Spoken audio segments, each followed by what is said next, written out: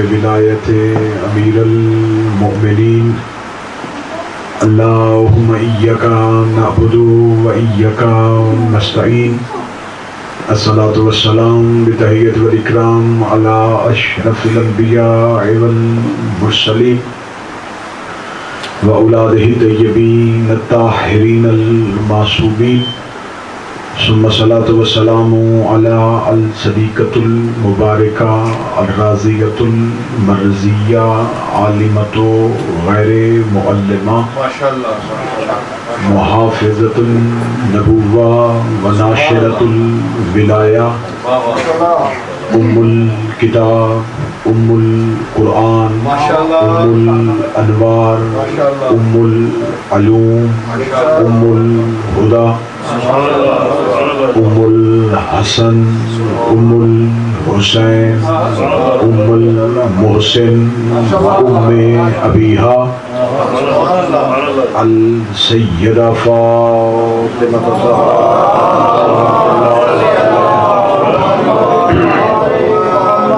ولعن اللہ تعالی اجمعین اما بعد فقد قال حق سبحانہ تعالی فی کتابہ المجید بسم اللہ الرحمن الرحیم اللہ ولی الذین آمنوا لیخرجہم من الظلمات الی النور والذین کافروا اولیاءہم الطاغوت یخرجوہم من النور الی الظلمات اولئک اصحاب النار هم فیہا خالدون صلوات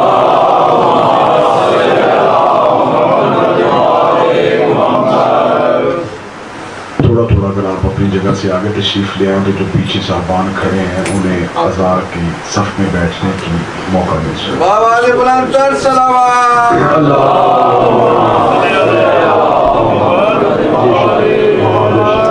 دیگر بابا علی بلند تر صلوات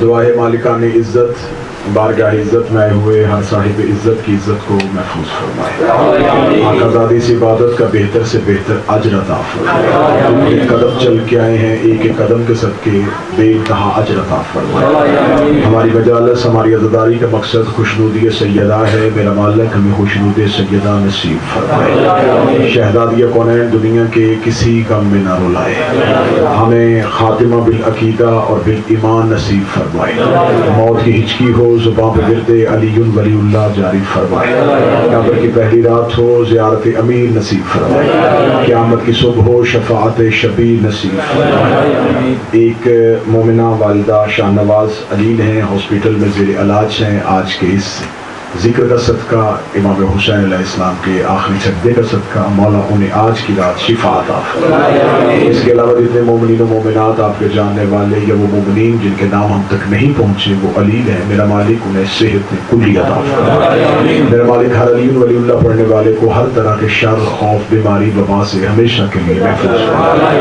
ہمارے آقا و مولا کو ظہور میں تاجیل فرمائے دعائیں قبولیت تک پہنچائیں جتنی ممکن ہو سکے اتنی ممکن بلند صلوات تلاوت فرمائے اللہ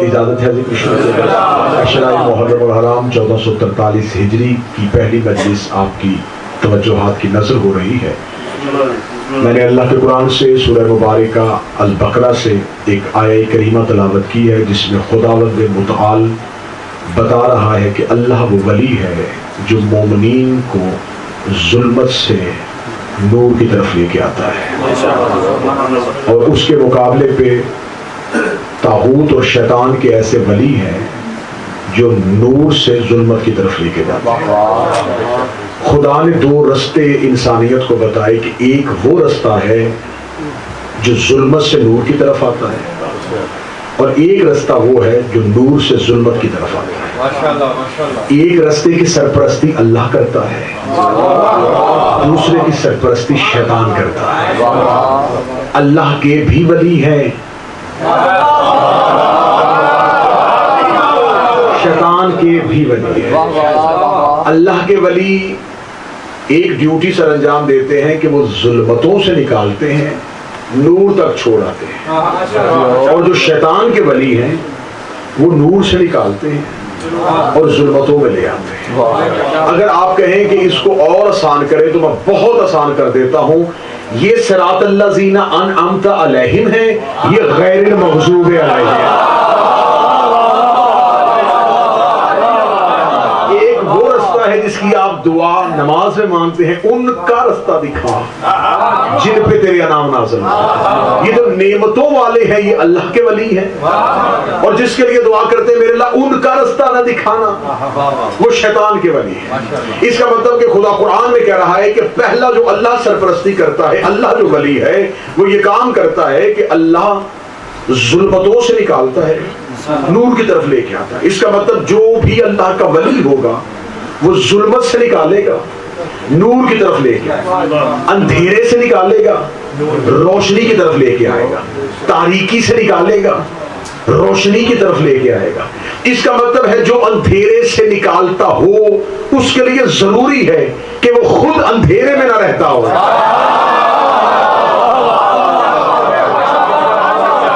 جو اندھیروں سے نکالتا ہو اس کے ہاں یہ خاصیت ہونی چاہیے کہ نکالنے والا خود وہاں نہ رہتا ہو، وہ صرف نکالے۔ اس کا مطلب ہے کہ جس کو چاہو اللہ کا ولی مانو، لیکن پہلی شرط ہے وہ کبھی اندھیرے میں رہا نہ ہو۔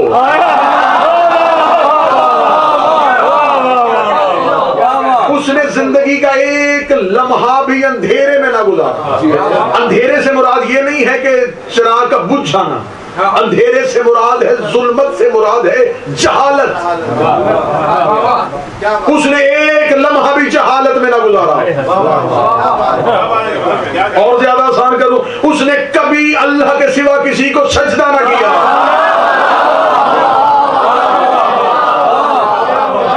ظلمت کسے کہتے ہیں؟ ظلمت کسے کہتے ہیں؟ تاریکی کسے کہتے ہیں؟ اندھیرا کسے کہتے ہیں؟ اندھیرا روشنی کے بجھ جانے کا نام نہیں، جہاں نور ہدایت نہ پہنچاؤ، جہاں ہدایت کا نور نہ آئے وہاں صرف اندھیرا ہوتا ہے۔ اب اگر میں یہ کہوں کہ جو اللہ کے ولی ہیں دو ہیں چیزیں، ایک نور ایک ظلمت، ایک روشنی ایک اندھیرا، ادھر سے ادھر لے کے جاتے ہیں۔ اب نور کی طرف جانا، اب ہمیشہ چیز اپنی ضد سے پہچانی جاتی ہے، ہمیشہ چیزوں کی پہچان ضد سے ہوتی ہے۔ مثلا اگر میں کہوں کہ اس وقت باہر رات ہے تو اس کا مطلب ہے کہ دن نہیں۔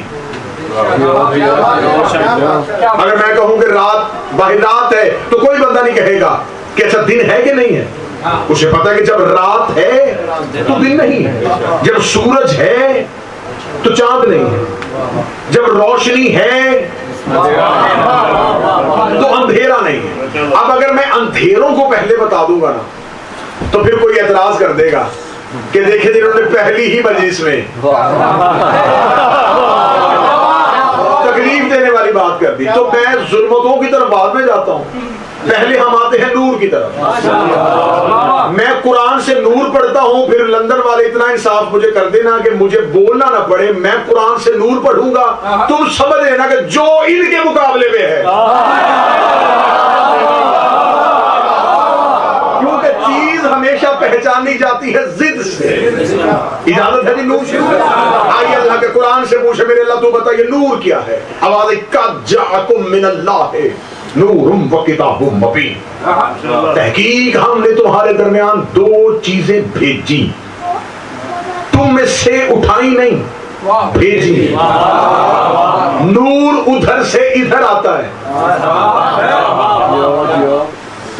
خدا نے یہ نہیں کہا کہ ہم نے تم میں سے ایک کو نور بنا دیا، فرمایا نہیں، جاکم ہم نے بھیجی، ہم نے نور بھیجا، وہ کتاب مبین اور ایک روشن کتاب ہے۔ اب جنہیں محمد و آل محمد کا نور بارے میں نہیں تھا ان مفسرین نے ترجمہ کیا قد جاءکم من اللہ نور و کتاب مبین، اللہ نے تمہاری طرف نور بھیجا یعنی قرآن۔ میں بالکل مفسرین عامہ کی بات کر رہا ہوں، نور و کتاب مبین، انہوں نے یہاں جو واو ہے نا نور اور کتاب کے درمیان، اس واو کو بمانی یعنی لیا گیا، نور یعنی اب مجھے اہل علم آپ بتائیں اللہ سے زیادہ اصول کلام کون جانتا ہے؟ اسے کیا ضرورت تھی کہ ایک جگہ پہ معنی ایک ہو اور لفظ دو دے؟ جب اس نے قرآن ہی کہنا تھا تو وہ صرف کتاب کہہ دیتا، اس نے علیحدہ نور کیوں کہا؟ یہاں جو واو ہے یہ اور کے لیے ہے، نور اور کتاب، لیکن انہوں نے کہا نا جی نا، یہ تو آپ جو آل محمد کو نور سمجھتے ہیں آپ کہتے ہیں، ہمارے ہاں تو نور سے مراد صرف قرآن ہے، چل اس سے زیادہ بھی اتحاد بین المسلمین کیا ہوگا؟ تو قرآن نور مان، اگلا میں خود بنوا لیتا قرآن نور مان، کسی ایک جگہ پہ رک جانا۔ اب اگر تو نے کہا کہ قرآن نور ہے، اب قرآن پہ رک، قرآن نور ہے، سارے کہتے جی ہاں قرآن نور ہے، نبی نور نہیں، علی نور نہیں، حسن نور نہیں، حسین نور نہیں، آل محمد نور نہیں، اہل بیت نور نہیں، قرآن نور ہے۔ اب مجھے بتائیے جو قرآن ہے یہ کہاں اترا تھا؟ بچے کو اٹھا کے پوچھو مسلمانوں کے، وہ کہے گا نبی کے دل پہ۔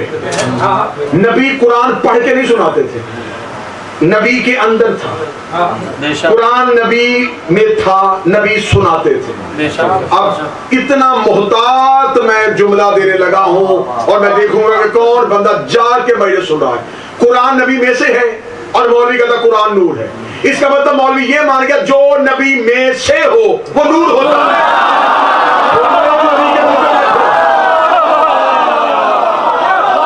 میں نے پہلے کہا تھا قرآن نور مان، اگلا ہم خود بنوا لیں گے، اس کا مطلب قرآن نبی میں سے۔ قرآن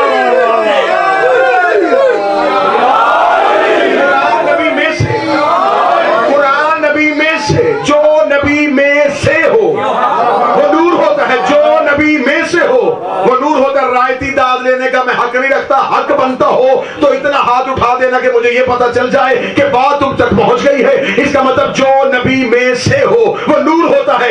اس منبر سے چھت تک کتابوں کا ڈھیر لگاؤں گا، تمہاری کتابوں میں لکھا ہے، نبی نے فرمایا تھا یا علی انت منی و انا منک، اے علی تو مجھ میں سے ہے، الحسن منی، حسن مجھ سے، حسین منی، حسین مجھ سے، الفاطمہ تو بسرت منی، فاطمہ مجھ سے۔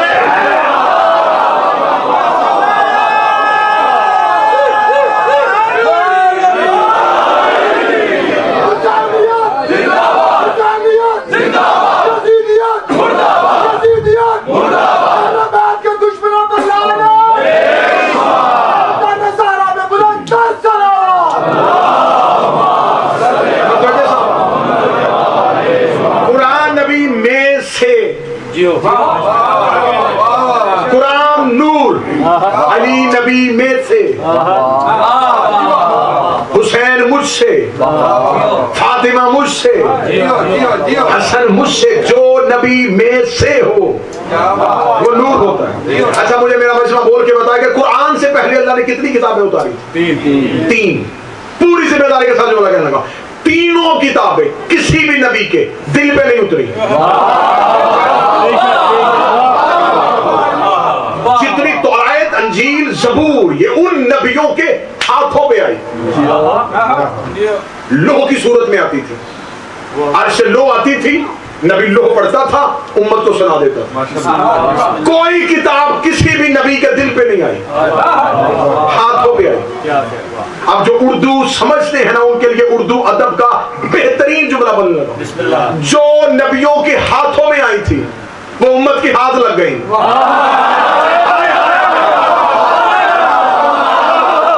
جو کتابیں نبیوں کے ہاتھوں میں آئی وہ امت کے ہاتھوں لگ گئی، اور جو چیز امت کے ہاتھ لگ جائے پھر وہ برباد ہو جاتی ہے۔ اس لیے آج انجیل اصل صورت میں نہیں، زبور اصل صورت میں نہیں، توراۃ اصل صورت میں نہیں۔ کیوں؟ ہاتھوں میں تھی، امت نے ہاتھوں سے چھین لی، اپنی مرضی کے طرز میں اپنی مرضی کی آیتیں ڈال لی، اس لیے کتابیں تحریف ہو گئی۔ خدا نے کہا اگر قرآن بھی نبی کے ہاتھوں پہ اتارا، نبی کی امت قرآن بدل نہ دے، میں نے قرآن کو قانون بنانا ہے اور اسے قیامت تک محفوظ رکھنا ہے۔ اس نے قرآن وہاں بھیجا جہاں امت کی رسائی نہیں تھی۔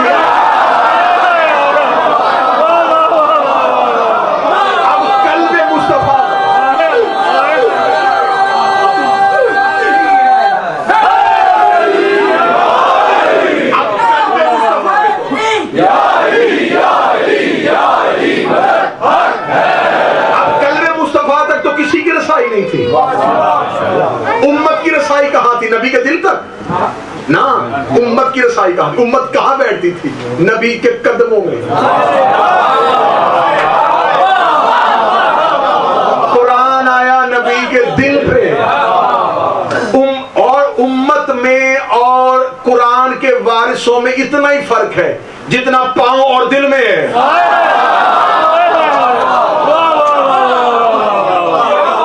امت کی رسائی پاؤں میں. وہ تو قدموں میں بیٹھنا فخر سمجھتے تھے. وہ تو کہتے تھے نبی کے قدموں پہ جان قربان. قرآن دل پہ آیا, امت قدموں میں بیٹھی تھی. پھر مجھے جملے کی قیمت ایک بندہ دے لیکن دے ضرور. امت میں اور اہل بیت میں اتنا فرق ہے. امت نبی کے قدموں میں بیٹھتی تھی, آل محمد نبی کے سینے میں بیٹھتے.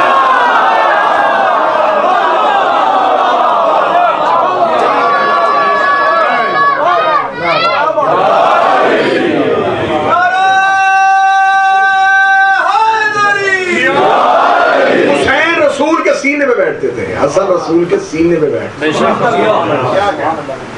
قرآن نبی میں سے ہے. نبی لوح پڑھ کے قرآن نہیں سناتے تھے, پورے کا پورا قرآن نبی کے دل میں تھا. یہ جو آیت جبریل لے کے آتا تھا, یہ جبریل آیت نہیں لے کے, نبی کو اس سے پہلے آیت پتہ نہیں تھی, جبریل آگے کہتا تھا نہیں. جبریل سب یہ جو کہتے ہیں وہ جو دل میں ہے نا, ان میں سے اب یہ سنا.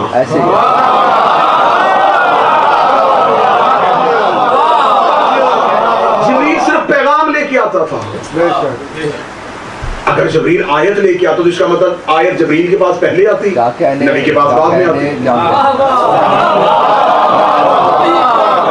جو اہل زبان بیٹھے ان میں سے کوئی ایک بندہ صدر کی قیمت دے دے, جبریل کے فرشتے کو بھی نہیں پتا ہوتا تھا کہ کیا کہنے والا. قرآن پورے کا پورا نبی کے دل میں تھا. جبریل صرف پیغام دیتا تھا کہ خدا کہتا ہے کہ اب اس میں سے ایک آیت سنا, رسول کہہ دیتے تھے. اس کا مطلب قرآن یہ پڑھا ہوا قرآن نہیں سناتے.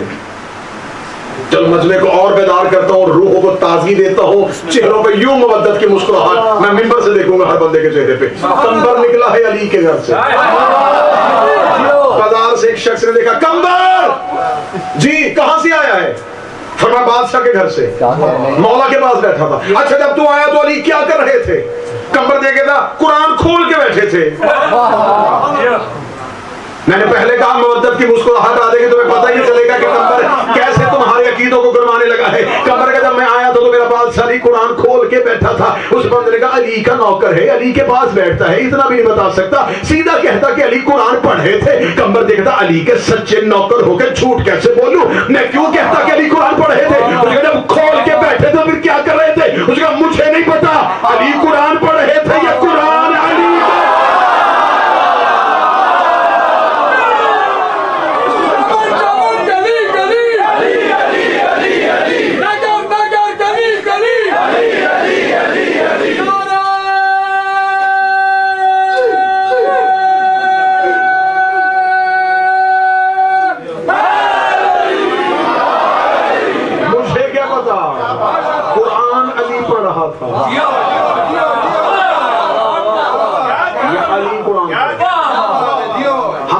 ہم قرآن کو کہتے ہیں کتاب, کیونکہ ہمارے ہاں اردو میں الفاظ کی کمی ہے. ہم کتاب سے مراد لے لیتے ہیں کہ لکھی ہوئی کتاب, لکھی ہوئی چیز, اس کو کتاب کہتے ہیں. قرآن ہمیں لکھا ہوا ملا اس لیے ہم نے اسے کتاب کہہ دیا. لیکن قرآن نور ہے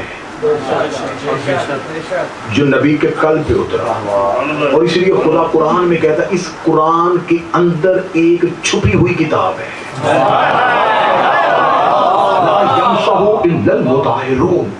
جسے سوائے مطہرون کے کوئی نہیں چھوتا. طاہر کے نہیں, طاہر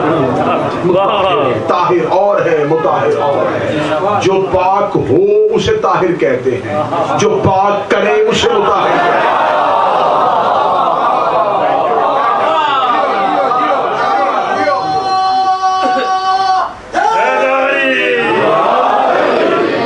یہاں پر کوئی لاگے 12 من بھی دودھ رکھ دے, اسے وضو تو نہیں ہوگا,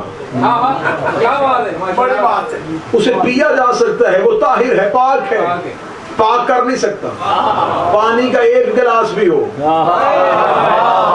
خود بھی پاک ہے, پاک کر بھی سکتا ہے, اتنا فرق ہوتا ہے نبیوں میں اور اہل بیت میں، وہ خود پاک ہوتے ہیں، آل محمد ایسے ہیں جس کو چاہیں علیہ السلام بنا دیتے ہیں۔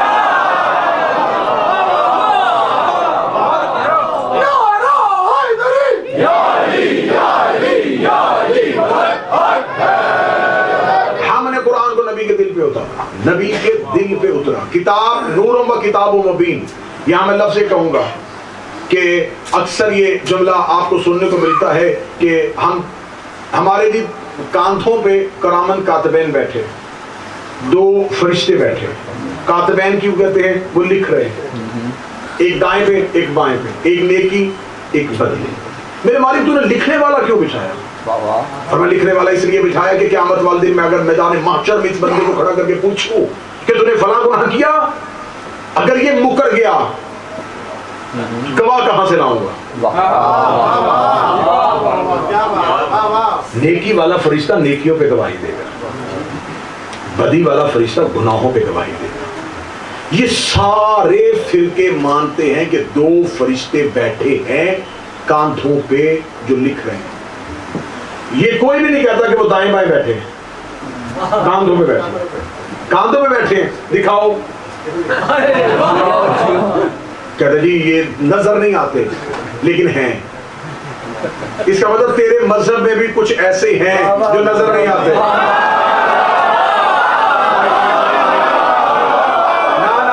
ابھی تک میرا کیا بات وہاں تک پہنچی نہیں، ہاتھ نہیں ہو گئی۔ تیری بھی ضد کی، اگر ضد کرنے پہ ہے تو اتنی ضد کر لے تو دو نہ نظر آنے والے مان لے، پھر بھی مسلمان ہم ایک نہ نظر آنے۔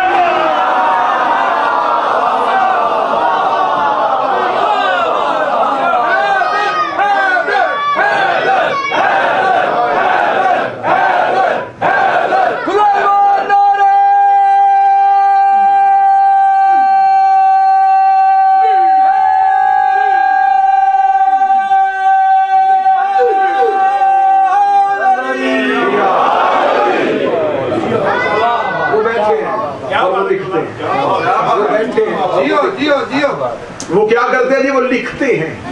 تو باقی فرشتے کیا کرتے ہیں؟ وہ کہتے ہیں ان کی ڈیوٹی انہوں نے صرف لکھنا ہے تاکہ قیامت والے دن گواہی دے سکیں اس نے یہ نیکی کی تھی، اس نے یہ گناہ کیا تھا۔ اس لیے خدا نے یہ نہیں کہا کہ وہ تمہارے دائیں بائیں چلتے ہیں، فرمایا وہ تمہارے کاندھوں پہ ہیں۔ میرے مالک تو یہ کہتا تمہارے دائیں ہاتھ میں ہے، تمہارے بائیں ہاتھ میں ہے، تمہارے گھر میں رہتے ہیں، تمہارے ساتھ بیٹھتے ہیں۔ تم نے کاندھوں کا باقاعدہ اشارہ کیوں کیا؟ وہ شانوں پہ بیٹھتے ہیں، وہ کاندھوں پہ بیٹھتے ہیں۔ انصاف کرنا جگر کا لہو دینے لگا ہوں، میرے مالک تو نے کاندھوں کا اشارہ کیوں کیا؟ پر میں جاہل امت کو سمجھا رہا ہوں انہیں پتہ چل جائے کہ گواہ ہمیشہ کاندھوں پہ ہوتے ہیں، گواہ ہمیشہ کاندھوں پہ ہوتے ہیں۔ جو تیرے کاندھوں پہ وہ تیرے گواہ، جو میرے کاندھوں پہ وہ میرے گواہ، جو محمد کے کاندھوں پہ۔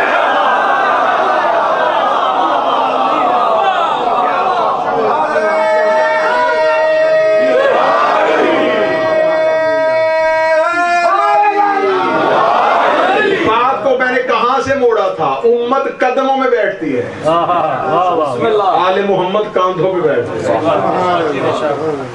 علی بھی رسول کے شانوں پہ آئے تھے، حسن بھی رسول کے شانوں پہ، حسین بھی رسول کے۔ اس سے کسی فرقے نے انکار کیا ہی نہیں۔ فتح مکہ پہ سب نے لکھا کہ مولا امیر المومنین نے رسول کے کاندھوں پہ کھڑے ہو کے بت توڑے۔ کہتے وہ اس لیے توڑے تھے کہ بت اونچائی پہ تھے۔ تیری سادگی سمجھو یا تیری چلاکی سمجھو؟ وہ جی اونچائی پہ تھے نا تو رسول کا ہاتھ نہیں پہنچ رہا تھا، تو اس لیے نہیں، یہ کوئی فضیلت کی بات تو نہیں ہے، وہ بت اونچائی پہ تھے۔ اچھا جو انگلی کے اشارے سے چاند اور ٹکڑے کر سکتا ہے،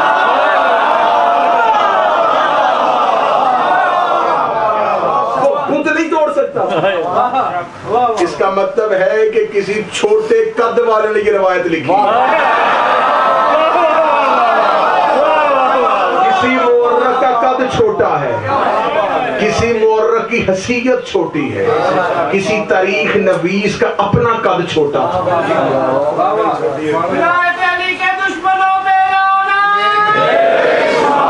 جب آپ نے ظاہری چیزیں دیکھی، ظاہری چیزیں لکھی،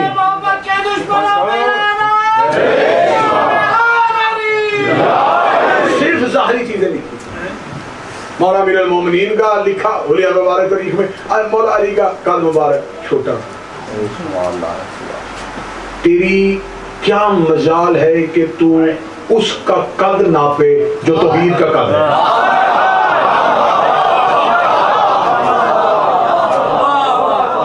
تجھے اتنی جرت کس نے دی کہ تو کل ہو اللہ احد کا قد ناپے؟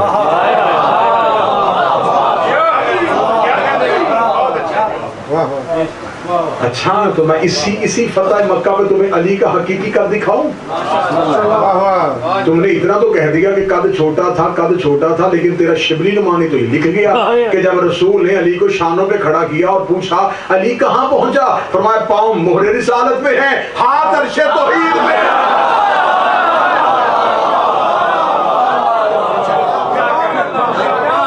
یہاں پر یہ جملہ لکھ دیا کہ علی نے فرمایا میرا ہاتھ آسمانوں پہ ہے۔ وہ کون سا آسمان تھا جو محمد کے شانوں سے اونچا تھا، جس کی جوتی ایک رات میں سدرۃ المنتہا کو پاؤں کے نیچے روندتی ہی گزر جائے؟ سیرت نگار سے علی نہ لینا، قرآن سے علی لینا، مورخ سے علی نہ پوچھنا۔ مورخ نے تو جگہ جگہ گستاخیاں کی ہیں، جگہ جگہ توہین کی ہے۔ قد چھوٹا تھا علی کے، اور علی کی ٹانگیں پتلی تھی، جتنی بھی پتلی تھی کسی میدان سے اکھڑی تو ہے نہیں۔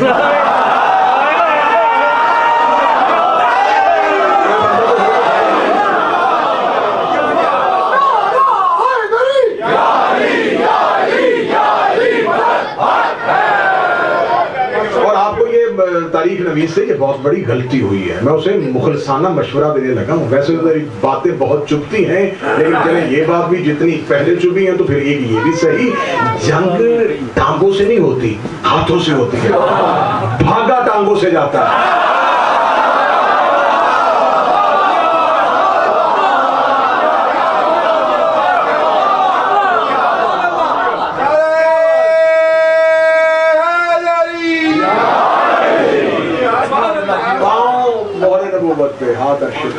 کیا کہنے، ہم نے قرآن کو نبی کے دل پہ نازل، نور و کتاب مبین، ایک نور بھیجا اور ایک روشن کتاب بھیجا، کیونکہ کتاب اندھیرے میں پڑھی نہیں جانی تھی،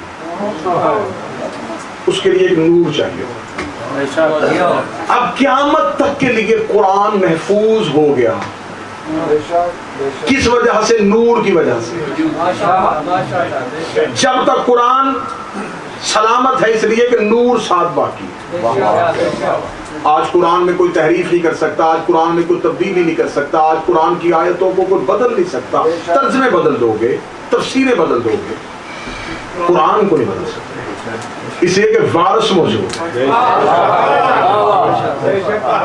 اور نور ہمیشہ کتاب کے ساتھ ایسے رہتا ہے۔ چلے میں ایک اور جگہ پڑھتا ہوں، خدا قرآن میں کہتا اگر میں اس قرآن کو پہاڑوں پہ نازل کرتا، پہاڑ اس کی ہیبت سے ریزہ ریزہ ہوتا۔ اب یہ قرآن یہ الماریوں میں پڑا ہے، الماری ٹوٹی کیوں نہیں؟ اس وجہ سے یہ قرآن رکھا ہے، قرآن کا وزن نہیں لیا جو حقیقت نور تھا۔ میں زبان کٹوانے کے لیے تیار ہوں اگر نہج البلاغہ میں مولا علی کا جملہ نہ ہو۔ خدا نے قرآن میں دعویٰ کیا میں اگر قرآن کو پہاڑوں پہ نازل کرتا، پہاڑ اس کی ہیبت سے ریزہ ریزہ ہو جاتے۔ علی نہج البلاغہ میں فرماتے ہیں اگر خدا میری ولایت کو پہاڑوں پہ نازل کرتا، پہاڑ اس کی ہیبت سے ریزہ ریزہ ہو جاتے۔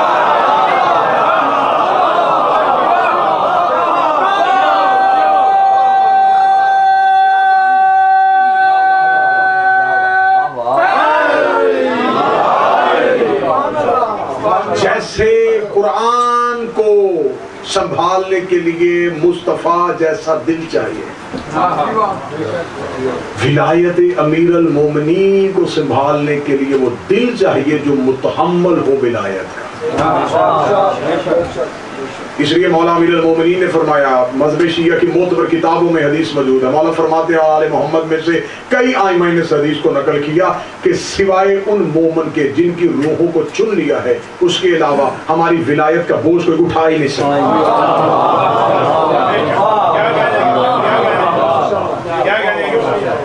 جیسی چیز ہو ظرف بھی ویسا پاک ہونا چاہیے۔ اگر آپ کے پاس وضو کے لیے پانی ہے تو آپ کو وہ برتن چاہیے جو اتنا پاک ہو کہ اس میں وضو کا پانی آ جائے۔ اس لیے کہ یہ عقل کا تقاضا ہے، یہ قانون عقل ہے، یہ تقاضۂ عقل ہے کہ ہمیشہ مظروف ظرف کا پتہ دیتا ہے، جیسا مظروف ہوگا ویسا ظرف ہوگا۔ اب قرآن بھیجنا ہے خدا نے کسی ظرف میں، قرآن کا دعویٰ ہے کہ میں مکمل پاک ہوں، ظرف بھی ویسا چاہیے۔ اس کا مطلب ہے کہ ہمیشہ مظروف ظرف کا پتہ دیتا ہے۔ تو جب تم اپنا وضو کا پانی کسی نجس برتن میں نہیں رکھ سکتے تو اللہ کو نہیں پتا تھا کہ نبی کا نور کن شجروں میں رکھنا ہے؟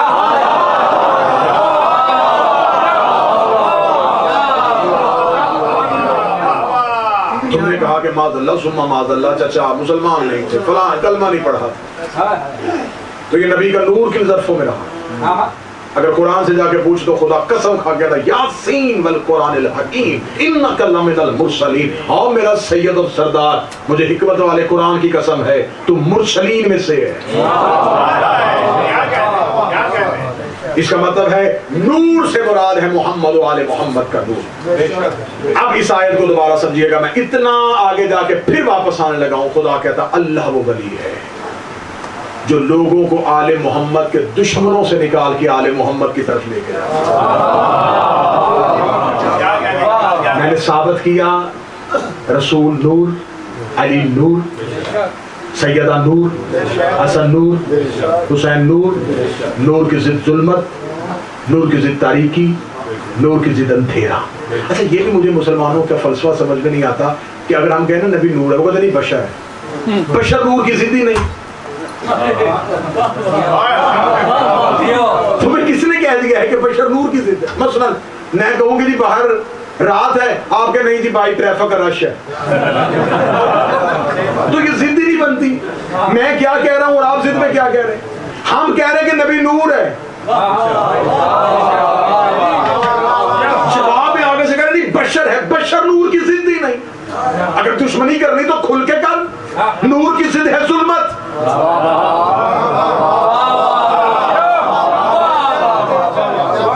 نہ رائتی پردوں میں نہیں ہم جانے دیں گے، ہم نے کہا نور ہے، اگر تو کرنی ہے نبی سے دشمنی، پھر نور کی ضد ہے ظلمت، نور کی ضد ہے تاریکی۔ اس میں سے ایک لفظ نبی کے لیے منتخب کر کے دیکھ تو اسلام سے خارج ہوگا۔ نبی نور، علی نور، سیدہ نور، حسن نور، حسین نور، اور یہ قانون عقل، قانون شریعت، قانون قرآن یہ ہے جو نور کے مقابلے پہ ہو وہ ظلمت ہے، وہ تاریکی ہے، وہ اندھیرا ہے۔ اس سے زیادہ تحاد بین مسلم لندر والا مجھ سے ہونا ہی نہیں ہے۔ نام نہیں لینے لگا لیکن اشارے کرنے لگا ہوں۔ اب ہمیں ظلمتیں دیکھنے کی ضرورت ہی نہیں ہے۔ جو علی کے مقابلے پہ آیا وہ ظلمت بھی ہے، تاریکی بھی ہے، اندھیرا بھی ہے۔ جو سیدہ کے مقابلے پہ آیا وہ ظلمت بھی ہے، تاریکی بھی ہے، اندھیرا بھی ہے۔ جو حسن کے مقابلے پہ آیا وہ ظلمت بھی ہے، تاریکی بھی ہے، اندھیرا بھی ہے۔ جو حسین کے مقابلے پہ آیا وہ ظلمت بھی ہے، تاریکی بھی ہے، اندھیرا بھی ہے۔ اللہ نور پہ درود پڑھتا ہے، ظلمت میں لعنت کرے۔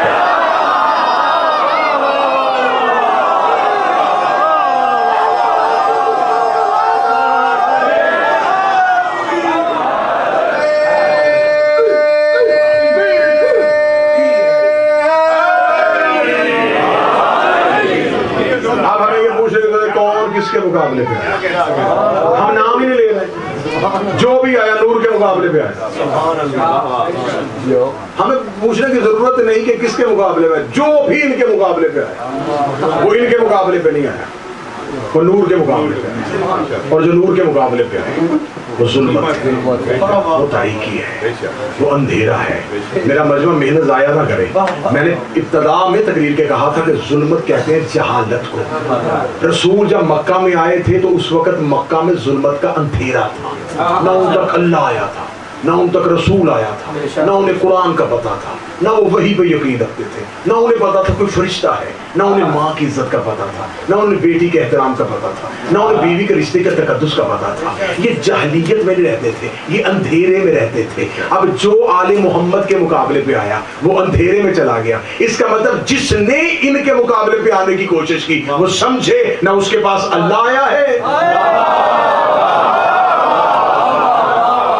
نہ اس کے پاس رسول آیا ہے، نہ اس کے پاس وحی آئی ہے، نہ اس کے پاس کتاب آئی ہے، نہ اس کے پاس فرشتہ آیا ہے۔ وہ کلمہ پڑھ بھی لے تو اس کی حیثیت مکے کے اس کافر جیسی ہے۔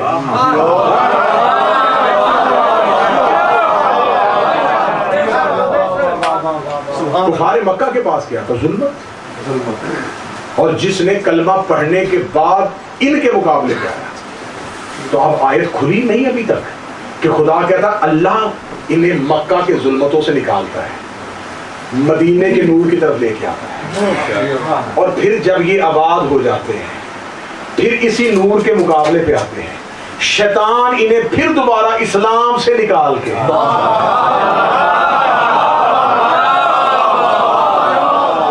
میں نے تو آج تقریر کی تبہیر مکمل کر دی ہے، میں نے تقریر کی تبہیر مکمل کر دی ہے۔ کافر مسلمان ہوتے دیکھ رہے ہو، خدا کہتا ہے مسلمان بھی کافر ہو جاتے ہیں۔ اچھا آیت نہیں سمجھ میں آئی تو پھر ایک حدیث سنا دیتا ہوں، ایک حدیث آیت ہی کے ضمن میں حدیث سنا دیتا ہوں۔ خدا قرآن میں کہتا میرا محمد یہ جو تجھے چھوڑ کے بھاگے، اللہ یہد القوم الکافرین، اللہ کافروں کو کبھی ہدایت نہیں کرتا۔ آیت ہے قرآن کی، خدا نے یہ نہیں کہا اللہ گناہ گاروں کو ہدایت نہیں کرتا۔ اس کا مطلب جو بھی مصطفیٰ کو چھوڑے وہ کافر ہوگا۔ یہاں تک کہ تاریخ الخلفاء علامہ جلال الدین سیوطی کی کتاب ہے، یہاں لائبریری نہیں ہے لیکن میرے فون پہ ڈیجیٹل لائبریری ہے، میں ابھی بھی کتاب دکھانے کے لیے تیار ہوں۔ تاریخ الخلفاء علامہ جلال الدین سیوطی لکھتے ہیں کہ جب احد کے میدان میں سب چلے گئے تھے تو زخمی رسول کے پاس علی آئے، اور زخمی رسول نے آنکھوں کو اٹھا کے علی کی طرف دیکھ کے سوال کیا، یا علی جب سب چلے گئے تھے، جب سب چلے گئے تھے، جب سب چلے گئے تھے، جملہ میرا نہیں ہے، نہ میرا جملہ ہے ہی نہیں، جملہ جلال الدین سیوطی کا ہے۔ وہ کہتا ہے کہ رسول نے کہا جب سب چلے گئے تھے، اس کا مطلب رسول نے کہا نا سب چلے گئے تھے تو سب چلے گئے تھے۔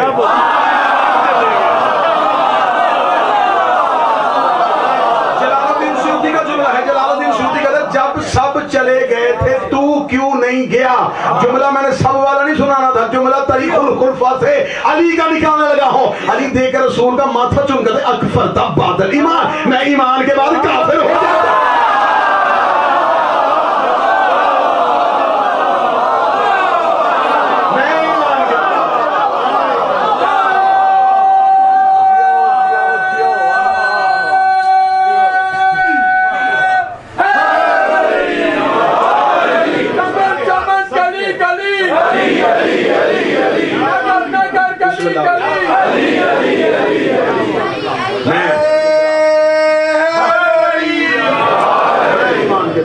ایمان کے بعد کافر ہو گیا۔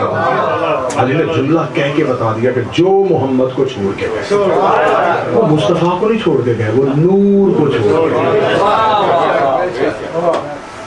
آیت پھر کھلنے لگی ہے، پورے 10 دن آیت ایسی کھلے گی، بڑے بڑے شجرے کھولے گی آیت۔ پکے رہنا بس آیت سے، قرآن کے باہر کرتے ہیں۔ خدا نے کیا کہا تھا قرآن میں کہ جب ان کو نور سے بلاتا ہے نا تو خدا تو ظلمت سے انہیں لے کے آیا تھا، ان کو میں نے نور تک پہنچایا تھا۔ شیطان ان کو دوبارہ نور سے نکال کے ظلمت کی طرف لے کے جاتا ہے۔ اب علی نے کیا کہا احد میں جب سب چلے گئے تو علی نے کہا اکفرت بعد الایمان، میں ایمان کے بعد کافر ہو جاتا. مولانا یہ جملہ کیوں کہا؟ اس کا مطلب جو نبی کو چھوڑ کے گئے اللہ کے بیٹے کو چھوڑ کے نہیں گئے, وہ محمد رسول اللہ کو چھوڑ کے گئے اور نور کو چھوڑ کے گئے. نور کو چھوڑ کے کدھر گئے؟ ظلمت میں گئے. کیسے گئے تھے؟ کس نے بھیجا تھا؟ آیت نے کیا کہا تھا؟ ابلیس نے, شیطان نے. شیطان کے ولی ان کو نکالتے ہیں احد کے میدان میں. رسول نے بعد میں آ کے جب آئے, یا رسول اللہ معاف کر دیجئے, ہم سے غلطی ہو گئی, ہم آپ کو چھوڑ کے چلے گئے تھے. اہل سنت کتابوں کے حوالے رسالت مآب نے فرمایا مجھے بتاؤ تم جیتی ہوئی جنگ چھوڑ کے بھاگے کیوں تھے؟ انہوں نے کہا یا رسول اللہ اگر آپ معاف کریں ہم وجہ بتاتے ہیں. رسول نے کہا وجہ کیا تھی؟ انہوں نے کہا وجہ یہ تھی کہ احد کے میدان میں ہمیں ایک آواز سننے کو ملی, قد قتل محمد, محمد قتل ہو گئے, محمد مر گئے. جب ہم نے آپ کے قتل کی آواز سنی تو ہم ڈر گئے. ہم نے کہا جب نبی ہی مر گئے, جب نبی ہی قتل ہو گئے, پھر ہم نے رہ کے کیا کرنا ہے؟ ہم میدان چھوڑ آئے. یا رسول اللہ قصور ہمارا نہیں, قصور اس بندے کا ہے جس نے یہ آواز دی. رسول اللہ بندہ نہیں شیطان تھا.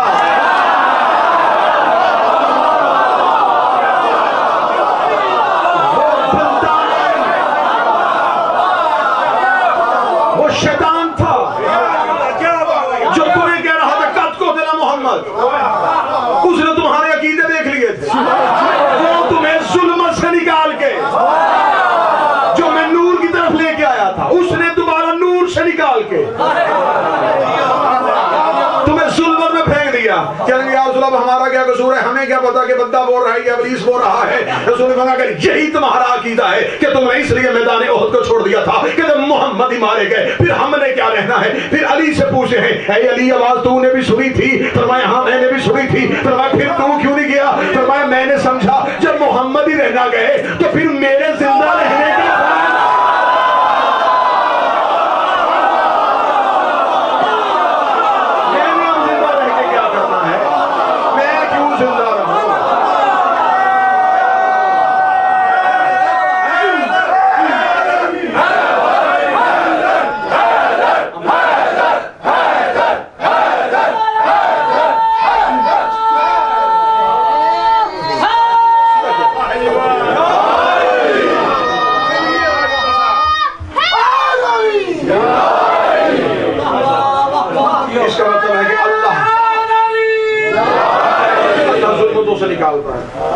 نور کی طرف لے کے شیطان نور سے ظلمتوں کی طرف. اسی موضوع پہ بات چلتی رہے گی اور بہت سے راز آپ کے سامنے پڑھے جائیں گے, کون کون کب کب کہاں کہاں ظلمتوں سے نور کی طرف آیا اور کون کون نور سے ظلمت کی طرف آیا. آج یکم محرم کی شب ڈھل گئی, 2 محرم آ گئی, چند لمحوں بعد حسین کربلا اتر جائیں گے. کیونکہ مجلس شب کو ہوتی ہے تو انشاءاللہ کل کی شب آمد کربلا, درود کربلا کا مضمون پڑھا جائے گا. آج کی پہلی رات منبر کا تقاضا یہ ہے, حسین کا وطن سے نکلنا پڑا. بڑا مشکل تھا حسین کے لیے وطن چھوڑنا. کون سا مدینہ جہاں نانا کی قبر تھی, جہاں ماں کی قبر تھی, جہاں حسن کا مزار تھا, جہاں نانا کے ہاتھ کی بنی حویلی تھی, ماں کا حجرہ تھا. وہ وطن چھوڑنا بڑا مشکل تھا. حسین ابن علی نے وطن چھوڑا. بس زیادہ فضائل پڑ گیا, 8 یا 10 منٹ کا مصاحب سننا. آل محمد کے صحن میں 28 رجب سے پچھلی رات, جسے 27 رجب کہتے ہیں, دروازوں کو تالے لگ رہے تھے, سامان رکھے جا رہے تھے. پورے 2 مہینے تمہیں ایک لفظ سننے کو ملے گا جب یہ علی کی بیٹی کا نام آئے گا, ذاکرین قطبہ وائزین کہتے شریکت الحسین, حسین کی شریکہ. اس کا مطلب یہ نہیں کہ سفر میں شریک تھے، حسین کی ہر منزل پہ شریک تھے۔ لو جی شریکت الحسین کی ابتدا پڑھنے لگا ہوں اور پھر 2 مہینے 10 دن جب بھی سنو تمہیں پتا چلے کہ علی کی بیٹی عالیہ کیا شریکت الحسین۔ حسین بہن کے حجرے کے دروازے پہ آئے جیسے رسول زہرا کے دروازے کے باہر سلام کرتے تھے، حسین نے ویسے ہی سیدہ کے دروازے پہ سلام کیا۔ ماں کی طرح حیا کرتے تھے بہن کا حسین۔ پردے کے اندر آ کے حجرے کے اندر آ کے کھڑی ہوئی علی کی بیٹی، بی بی نے اندر سے جو پہلا جملہ کہا وہ صلات جہاں جہاں بیٹھے ہائے نکلے گی۔ بی بی رو کے کہتی ہے حسین سلام پہلے بھی کرتے تھے، آج تیرا سلام کرنا بتا رہا ہے تو مظلوم ہو رہا ہے۔ حسین آج تیرے لہجے میں مظلومیت ہے۔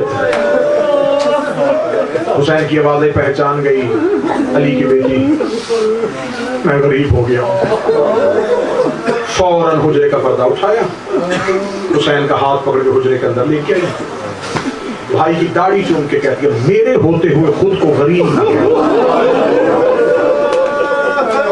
جب تک میں زندہ ہوں حسین غریب نہیں کہنا۔ حسین بتا ہوا کیا ہے؟ حسین رو کے کہتے ہیں آپ کو خبر ہے دربار میں بلایا تھا، مطالبہ کیا ہے انہوں نے بیعت کا، میں نے کر دیا انکار، نانا کا حکم، وعدہ پروردگار، انبیاء کی محنت، بابا کی ولایت، ماں کا حق منوانے کے لیے اب وطن چھوڑنا پڑے گا۔ بی بی رو کے کہتی وطن چھوڑنے کے لیے تو میں نے بھی ماں کے زخمی پہلو پہ ہاتھ رکھ کے قسم کھائی تھی، بابے کے سر پہ پٹی باندھے ہوئے قسم کھائی تھی۔ تو حسین اس میں کوئی حادثہ کیوں؟ ہم نے تو وعدہ کیا تھا، تو حسین پھر رو کیوں رہے؟ حسین رو کے کہتے کچھ مشکلیں ہیں سفر کے لیے، رو کبھی مشکل کشا کی بیٹی ہوں تو مجھے مشکل بتا۔ حسین رو کہتے میں گھر سے نکلوں گا مدینہ سے، میرے سامنے منزلیں 2 ہیں، قاتل جو میرا ہے وہ بیٹھا ہے شام میں، میری منزل ہے کربلا، محاذ 2 ہیں، ایک کربلا ایک شام، فوج میرے پاس ایک ہے، میں کربلا جاؤں شام فتح نہیں ہوتی، میں شام جاؤں کربلا کا سجدہ مکمل نہیں ہوتا۔ میرے بابا علی 2 چیزیں ادھوری چھوڑ کے گئے تھے، ایک علی کا خطبہ نامکمل رہ گیا تھا، ایک علی کا 19 رمضان کا سجدہ نامکمل رہ گیا تھا۔ میں سجدہ پورا کروں تو خطبہ پورا نہیں ہوگا، میں خطبہ پورا کروں تو سجدہ پورا نہیں ہوگا۔ اللہ جانے اتنی روحانیت ہو گئی ہے مجلس میں، ایسے لگتا ہے کہ کسی معصوم کی آمد ہے، اتنی چیخوں کی آوازیں بھی میں نے کچھ پڑھائی نہیں پڑھا ہو گئی۔ علی کی بیٹی بھائی کے گلے میں باہیں ڈال کے بھی تو نہ ہو، ایسے کر آسان محاذ تو رکھے، مشکل محاذ مجھے دے دے۔ حسین رو کے تو کہاں لڑے گی؟ رو کے بھی تو بیٹے لے کے کربلا سو جانا، شام جانے تیری سے۔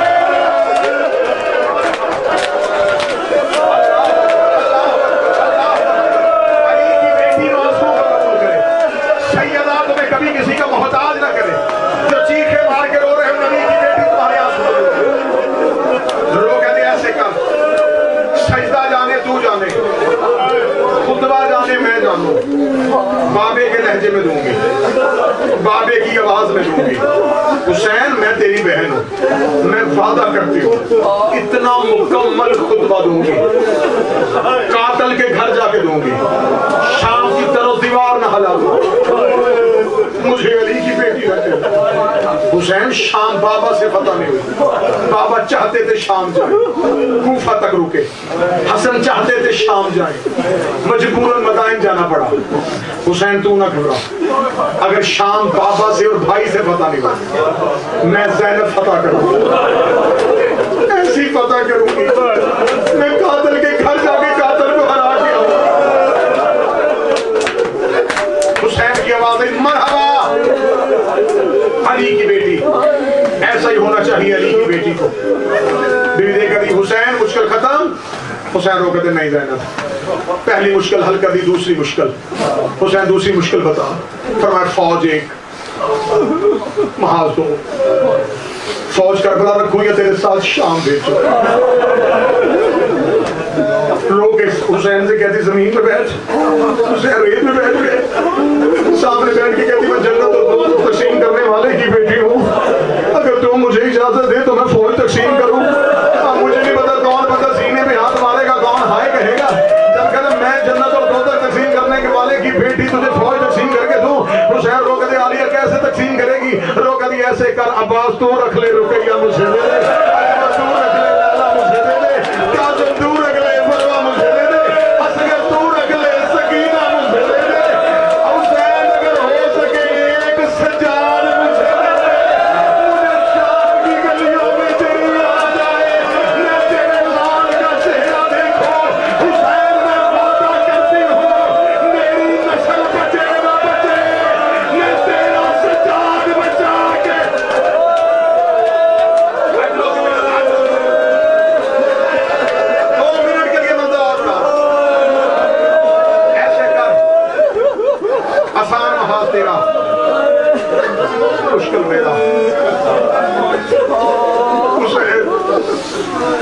میں اونو محمد دے دوں گی، میں سجاد کو جلتے خیموں سے بچاؤں گی، میں پتھروں کی بارشوں سے طرف سجاد لے کے آؤں گی۔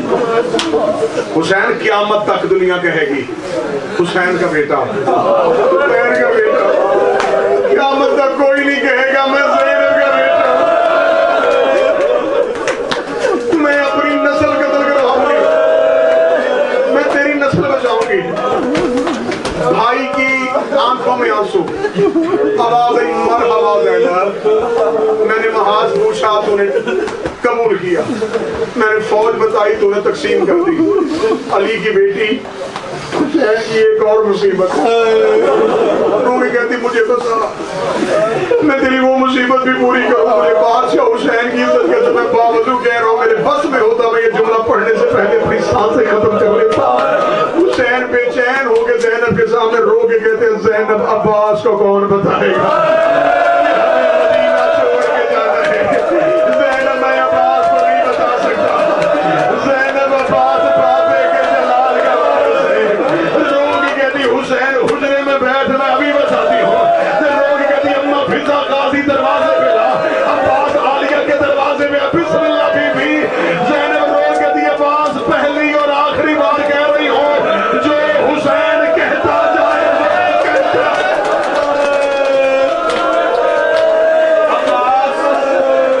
عباس میں تیرے لہجے میں نہ سنوں، عباس تو نے حسین سے کیوں کیا کیسے نہیں کہنا، بس جو کہے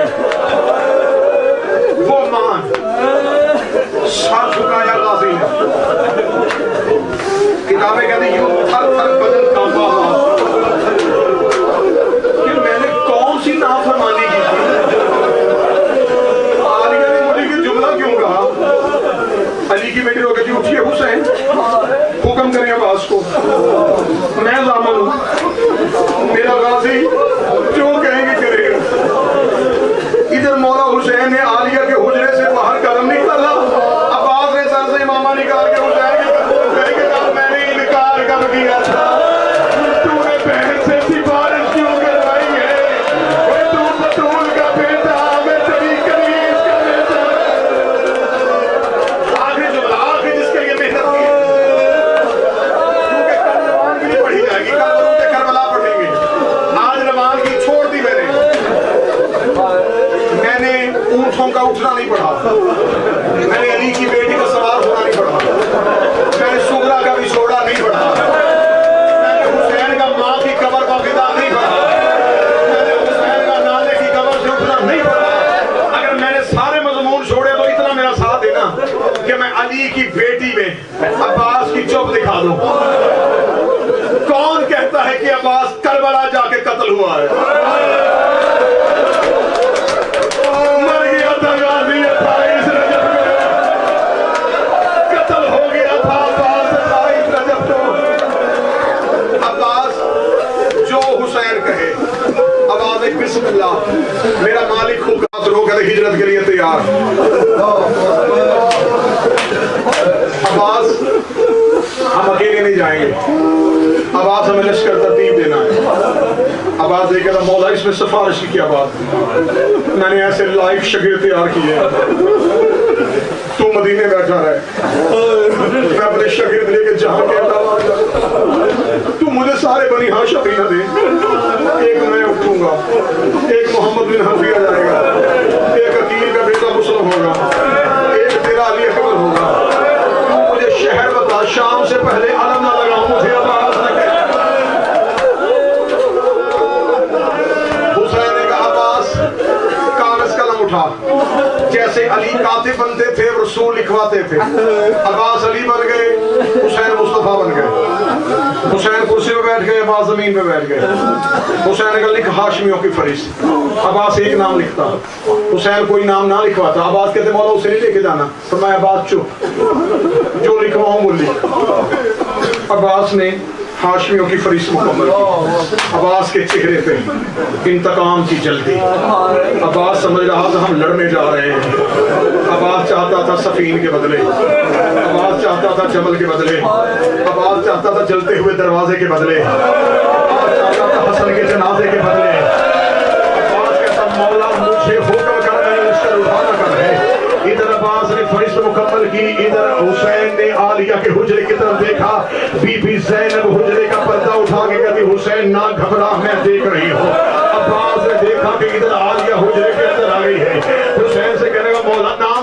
لکھ رہی ہے. اب کون سا نام لکھنا ہے؟ حسین کی آواز اٹھا کاغذ قلم لکھ زینب